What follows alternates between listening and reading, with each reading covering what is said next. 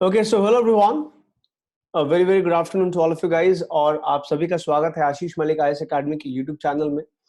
Mission UPSC prelims 2021 की अगली video आपके सामने है, यानी कि आज है डे नंबर 20, 23 जून की हम लोग ये वीडियो रिकॉर्ड कर रहे हैं। तो इसके अंदर भी मैं फिर से वही 5 एमसीक्यूज आपके साथ डिस्कस करूंगा। और जिस बुक में से मैं ये एमसीक्यूज डिस्कस कर रहा हूं, मेरी बुक का नाम है 1000 plus most probable general studies MCQs.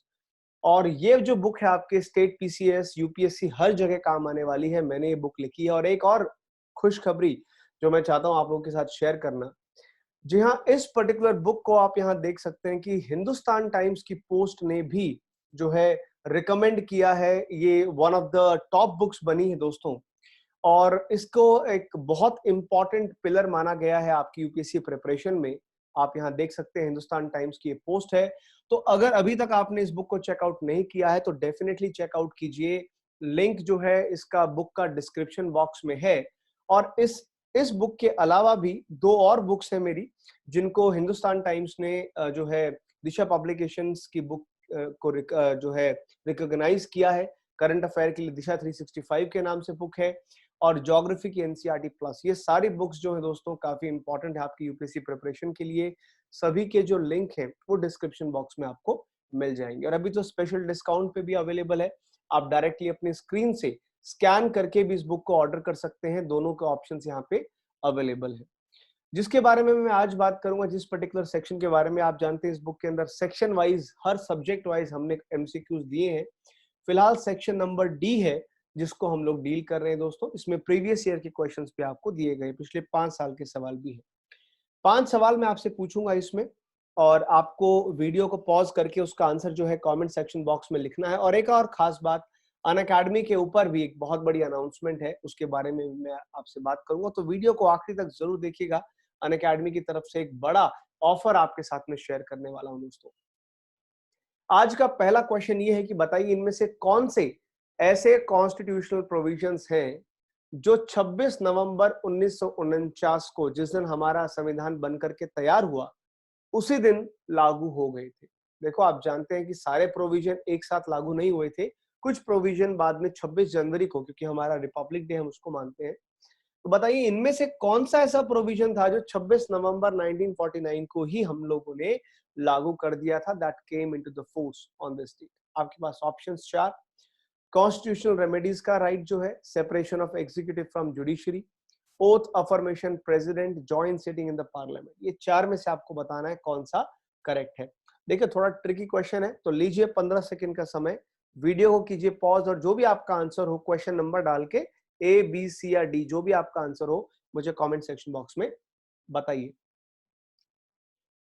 अगर आपने आंसर कर दिया है तो मैं आपको बता दूं दोस्तों, इसका राइट आंसर होना चाहिए सी, क्योंकि जो ओथ और अफर्मेशन प्रेसिडेंट का ये वाला जो पर्टिकुलर इसका जो क्लॉज है आपका आर्टिकल 60 संविधान का, ये इसके अंदर प्रोविजन दिया हुआ है, ये आपका 26 नवंबर को ही अप्लाई कर दिया गया था। कुछ प्रोविजन ऐसे जो 26 तारीख को अप्लाई किए गए थे, उनमें से कौन कौन से ऐसे प्रोविजंस अगर आप देखोगे तो आप देखते हैं उसमें सिटीजनशिप के क्लॉज, इलेक्शन के, provincial parliament, temporary transitional provisions, short titles, जो ये सारे जितने भी आर्टिकल्स आप देख रहे हैं, ये सब 26 नवंबर को अप्लाई किए गए थे। आर्टिकल 60 में ये सब आपको बताया गया है, as far as president oath and affirmation is confirm. बाकी के जो मेजॉरिटी ऑफ द पार्ट है, ज्यादातर जो पार्ट है, वो बाद में अप्लाई हुए संविधान की 26 जनवरी 1950 को, जिसको आज हम रिपब्लिक डे के नाम से मनाते हैं। आपको पता होना चाहिए इसको रिपब्लिक डे बनाने का जो कॉन्सेप्ट है वो यहीं से आता है, क्योंकि इसी दिन हम इसको कहते हैं date of commencement of constitution. संविधान हमारा लागू कब हुआ, इसको कब अप्लाई किया गया, तो मेजॉरिटी पार्ट 26 जनवरी, इसलिए रिपब्लिक डे इसको मनाया जाता है। लेकिन अगर कोई पूछे date of adoption of constitution, कब अपनाया गया, लागू हुआ बाद में, अपनाने की अगर डेट पूछी जाए तो आपकी 26 नवंबर होनी चाहिए। तो 2 डेट आपकी जरूरी है, एक अडॉप्शन की, एक कमेंसमेंट की। क्वेश्चन नंबर 107 आपके सामने। क्वेश्चन नंबर 107 में आपको बताना है असीम पोर्टल, ये न्यूज में चर्चाओं में कई बार रहा है, तो असीम पोर्टल के बारे में बताएं कौन सी स्टेटमेंट आपकी करेक्ट होगी। सो असीम पोर्टल नंबर 1 क्या काम करता है? It will provide employer a platform to access availability of skilled workforce and formulate their hiring plans. The portal will map details of the worker based on regions, local industry demands, and it will bridge demand supply gap of skilled workforce across the sectors. तीसरा, artificial intelligence based platform ये जो है, it will also provide real time granular information by identifying relevant skill requirement and employment prospects. तीनों में से बताइए कौन कौन से काम सही है असीम पोर्टल के बारे में। 15 सेकंड का समय, वीडियो को पॉज करके आप इसका सही आंसर मुझे कमेंट सेक्शन बॉक्स में बता सकते हैं दोस्तों। और है हाँ, एक चीज मैं आपको और बता दूं, अगर आप डेली के करंट अफेयर्स मेरे साथ पढ़ना चाहते हैं तो हर सुबह 11:10 के ऊपर मैं लाइव आता हूं अनअकैडमी के ऊपर। अनअकैडमी की फ्री क्लासेस के लिए मैं लाइव आता हूं, तो आप अनअकैडमी के ऊपर जाकर के सुबह 11:10 पे हर रोज मेरे साथ फ्री करंट अफेयर डिस्कशन भी आप कर सकते हैं दोस्तों। ये सिर्फ अनअकैडमी पे ही अवेलेबल है और इसके लिए कोई फीस देने की जरूरत नहीं है, फ्री क्लास आपके लिए है। यहाँ पे देखिए तीनों की तीनों स्टेटमेंट बिल्कुल करेक्ट है, तो आंसर आपका होगा डी, यानी कि 1, 2 एंड 3। ये आपका करेक्ट आंसर है। सेम पोर्टल के बारे में तीनों स्टेटमेंट, काफी अच्छा पोर्टल है, आर्टिफिशियल इंटेलिजेंस का पोर्टल है। इसकी फुल फॉर्म आपको पता होनी चाहिए। असीम की फुल फॉर्म क्या है? आत्मनिर्भर skilled employer mapping.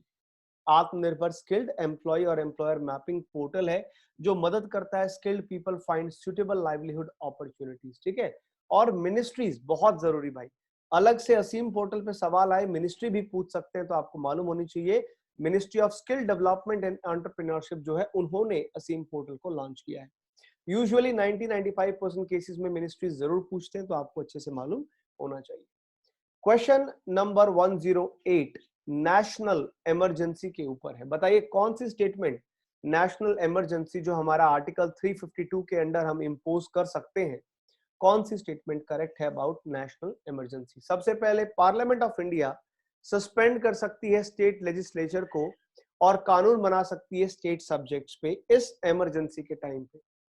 Proclamation of emergency must be approved by both houses of parliament within 2 months from date of its issue। अगर कल को नेशनल इमरजेंसी डिक्लेयर किया जाए तो 2 महीने के अंदर अंदर दोनों हाउस ऑफ पार्लियामेंट, लोकसभा और राज्यसभा, दोनों इसको अप्रूव करें अलग अलग 2 महीने के अंदर अंदर, तभी कंटिन्यू होगा। Centre can alter the distribution of revenue system and union and the state government. अगर जरूरत पड़े तो नेशनल इमरजेंसी के टाइम पे जो सेंट्रल गवर्नमेंट है वो जो रिवेन्यू, नॉर्मल जो रिवेन्यू डिस्ट्रीब्यूशन होता है स्टेट और सेंटर के बीच में, उसको बदल भी सकती है ऐसे हालात आने पर। बताइए आपके हिसाब से कौन सी स्टेटमेंट सही है? ऑप्शन आपके सामने, A 1 only, B 2 and 3, C 1 and 3 या फिर डी 2 ओनली। देखो तीनों तो करेक्ट नहीं है, तो कुछ तो एक गड़बड़ है। अब वो गड़बड़ क्या है वो आपको पता करना है। तीनों तो करेक्ट नहीं है, तो जो भी आपका आंसर है मुझे कमेंट सेक्शन बॉक्स में बताएं। और डिस्क्रिप्शन बॉक्स में आपको इस बुक का फ्री सैंपल भी मिलेगा, तो जिस बच्चे को फ्री सैंपल डाउनलोड करना है इस बुक का वो भी डाउनलोड कर सकता है। देखिए भैया, यहाँ पे जो आपका करेक्ट आंसर की हम लोग बात कर रहे हैं ना, फर्स्ट स्टेटमेंट आपकी गलत है। नेशनल इमरजेंसी के टाइम पे ये बात सही है कि जो पार्लियामेंट है वो स्टेट सब्जेक्ट्स पे कानून बना सकती है, लेकिन पार्लियामेंट जो है वो स्टेट लेजिस्लेचर्स को सस्पेंड करती है, ये बिल्कुल भी जरूरी नहीं है। जी हाँ, स्टेट गवर्नमेंट को सस्पेंड नहीं किया जाता। Union government rather state government को ऑर्डर इशू करती है कि अब हाँ, ये जरूर है कि स्टेट लिस्ट के सब्जेक्ट्स पे जो नॉर्मली यूनियन गवर्नमेंट नहीं कर सकती, फेडरलिज्म का मतलब ये होता है कि यूनियन गवर्नमेंट यूनियन लिस्ट पे सब्जेक्ट पे कानून बनाएगी और स्टेट लिस्ट के सब्जेक्ट्स पे स्टेट गवर्नमेंट कानून बनाएगी। लेकिन नेशनल इमरजेंसी में स्टेट गवर्नमेंट को ऑर्डर दिए जाते हैं कि वो क्या क्या कानून बनाए, लेकिन सस्पेंशन का कोई प्रोविजन नहीं है, इसलिए नंबर 1 आपका गलत है। आंसर आपका हो जाएगा बी, यानी कि 2 एंड 3, वो दोनों आपके बिल्कुल करेक्ट है। क्वेश्चन नंबर 109 में आपको बताना है कौन सी स्टेटमेंट करेक्ट है about India second voluntary national review VNR के बारे में। कौन सी स्टेटमेंट सही आपको बताना है। फर्स्ट स्टेटमेंट कहती है द इंडिया VNR 2020 रिपोर्ट, जिसका title decade of the action taking sustainable development goals from global to local, इसको रिलीज किया था नीति आयोग ने। जो इंडिया की वीएनआर रिपोर्ट का टाइटल आपको बताया, यानी इसको नीति आयोग ने रिलीज किया है, नंबर 1। सेकंड, ये क्रिटिकल कंपोनेंट है of the review of progress implementation of 2020 agenda और sustainable development goals. Reviews are voluntary and state led. आप बताइए दोनों में से आपके हिसाब से करेक्ट स्टेटमेंट कौन सी होनी चाहिए। और साथ में इसका आंसर तो आप देंगे ही देंगे, एक और चीज मुझे बताना, टोटल कितने, how many number of sustainable development goals, कितने गोल्स हैं, ग्लोबल सस्टेनेबल डेवलपमेंट गोल्स कितने हैं, और उन गोल्स के अंदर कितने नंबर ऑफ टारगेट हैं। और ये भी बताना कि इनका टाइम पीरियड क्या, इंप्लीमेंटेशन कितने साल से कितने साल के लिए होने वाला है। वो मुझे तीनों चीजें कमेंट सेक्शन बॉक्स में बताओ। बहुत बार आप लोगों ने पढ़ा होगा, यहाँ पे आंसर आपका सी होगा। दोनों statement both are absolutely correct, both statements इसकी बिल्कुल सही है। ठीक है, और ये इंपॉर्टेंट है दोस्तों, ये काफी इंपॉर्टेंट नीति आयोग की एक रिपोर्ट है, ये काफी इंपॉर्टेंट आपका इंडिया का सेकंड वॉलंटरी नेशनल रिव्यू है।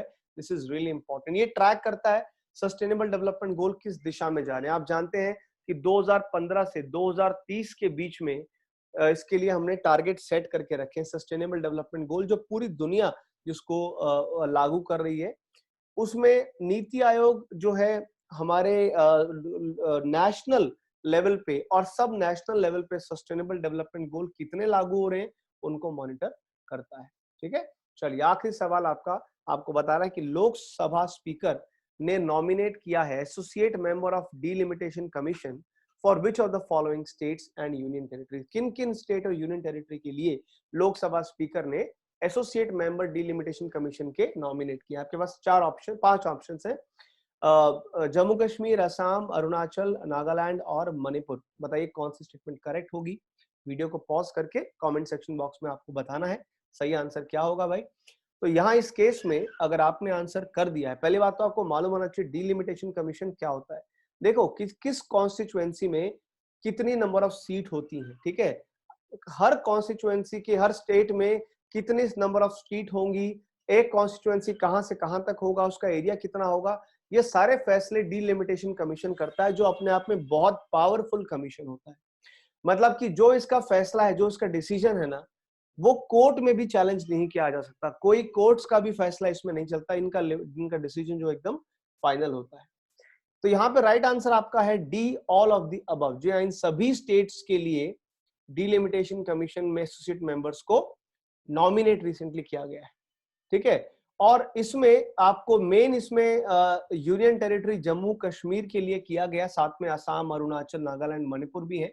और आर्टिकल 5 जो है हमारा डिलिमिटेशन एक्ट 2002, उसके अंदर इस आर्टिकल 5 के अंदर ही एसोसिएट मेंबर्स को नॉमिनेट किया जाता है, ये प्रोविजन दिया गया है। और क्यों जरूरत पड़ी फिलहाल जम्मू कश्मीर के लिए, आपको पता है जम्मू कश्मीर का जो रीऑर्गेनाइजेशन एक्ट हुआ था 5 अगस्त को, जो यूनियन टेरिटरी बना दिया गया था जम्मू कश्मीर को, उसके बाद से डिलिमिटेशन की जरूरत पड़ती है। डिलिमिटेशन कमीशन के बारे में और डिटेल भी पढ़ना, ये अपने आप में एक वेरी इंपॉर्टेंट टॉपिक है, अच्छे से प्रिपेयर करना, यूपीएससी सवाल को पूछ सकती है दोस्तों। और अगर आप अपने एग्जाम प्रिपरेशन को लेकर के परेशान है, तो अब परेशान होने की आपको बिल्कुल जरूरत नहीं है। अनअकैडमी आपके लिए लेकर के आया है इंडिया का most comprehensive UPSC test series. जी हाँ, 80 टेस्ट हर साल आप अनअकैडमी पे दे सकते हो, जिसके अंदर 50 टेस्ट प्रीलिम्स के हैं और 30 टेस्ट मेंस के हैं। नॉर्मली इस तरह की टेस्ट सीरीज की कीमत 30,000 रुपए होती है, लेकिन अगर आप 30 जून से पहले अनअकैडमी प्लस को सब्सक्राइब करेंगे, 1 साल या 1 साल से ज्यादा का सब्सक्रिप्शन लेंगे दोस्तों, तो ये 80 टेस्ट की सीरीज आपको एकदम फ्री ऑफ कॉस्ट पड़ जाएगी। आपको कोई एक्स्ट्रा पैसा नहीं देना है अनअकैडमी के सब्सक्रिप्शन के साथ में। और सब्सक्रिप्शन पे भी दुनिया भर का डिस्काउंट आप देख सकते हैं। अगर आप मेरा रेफरल कोड यूज करें आशीष मलिक, तो आपको ये प्राइसेस पे नहीं करनी। अगर आप जीएस और ऑप्शनल सब्सक्राइब करोगे, ऑप्शनल सब्जेक्ट पे भी 25% का डिस्काउंट है सिर्फ 30 जून तक, और 10% का डिस्काउंट मेरा रेफरल कोड, ये कोड यूज करने पे आपको मिल जाएगा दोस्तों। और ये सब आपके बहुत लिमिटेड जो है आपके प्राइसेस हैं, और आपको अभी के अभी सब्सक्राइब करना चाहिए। This is really important. उसमें हमारे पास आपके लिए पर्सनल गाइडेंस भी रहती है, और अब तो महा सब्सक्रिप्शन ऑफर भी है।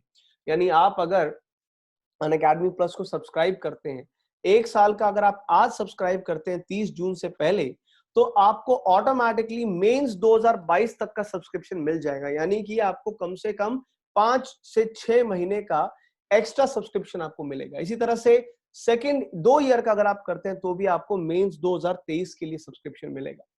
तो आपको ज्यादा एक्स्ट्रा आपको एडिशनल सब्सक्रिप्शन मिलेगा कई महीनों का, ताकि आपकी प्रिपरेशन ना रुके, आपकी तैयारी में कोई बाधा ना आए। उसके लिए रेफरल कोड नोट कर लीजिए आशीष मलिक। जब भी सब्सक्राइब करें ये आप जरूर यूज कीजिएगा। और आज वेडनेसडे है दोस्तों, हर वेडनेसडे को अनअकैडमी लेकर के आता है आपके लिए नए बैचेस। तो आज यानी कि 23 जून को हमारे नए बैचेस भी शुरू हो रहे हैं, जिसके अंदर आपके हिंदी, इंग्लिश, बाइलिंगुअल ये सभी बैचेस आपके लिए अवेलेबल हैं। 1 ईयर, 2 ईयर, 3 ईयर बैचेस हैं, एनसीईआरटी के बैचेस भी हैं, रिवीजन बैचेस भी हैं। इन सब के लिए आपको बस एक रेफरल कोड यूज करना है और आज ही सब्सक्राइब करना है अनअकैडमी प्लस। बाकी जो बुक्स हैं आपके यूपीएससी प्रिपरेशन के लिए, जैसे मैंने बुक लिखी है दिशा 365, जो one of the best selling book है करंट अफेयर के, आप इसको भी रेकमेंड कर सकते हैं। और ज्योग्राफी के लिए ज्योग्राफी एनसीईआरटी प्लस की मेरी बुक है, इसे भी आप जाकर के Amazon फ्लिपकार्ट पे सर्च कर सकते हैं। Thank you so much guys, मिलते हैं अगली वीडियो में। तब तक के लिए thank you so much, take care, god bless you.